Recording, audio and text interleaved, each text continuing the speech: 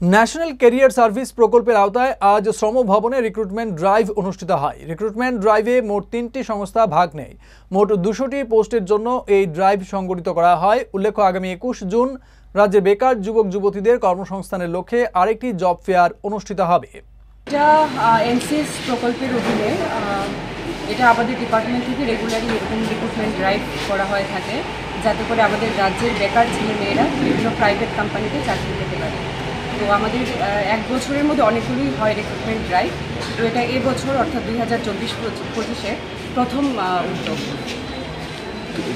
কতজন রয়েছে আজকের এখানে? আমাদের এখানে আজকে 3 জন এমপ্লয়াররা পার্টিসিপেট করছে। ওরা হচ্ছে বাজার কলকাতা, মাধবী এসপায়ার, এটা তামিলনাড়ুর একটা কোম্পানি, আরেকটা হচ্ছে সত্য মাইক্রো ফাইন্যান্স। তো এখানে টোটাল ওদের যে ভ্যাকেন্সি আছে সেটা প্রায় 200র মতো, 200টা ভ্যাকেন্সি আছে। আর এখানে ওদের যে রিকোয়ারমেন্ট, ওরা 8 পাস থেকে শুরু করে 12 পাস পর্যন্ত ক্যান্ডিডেটদের ভ্যাকেন্সি রয়েছে।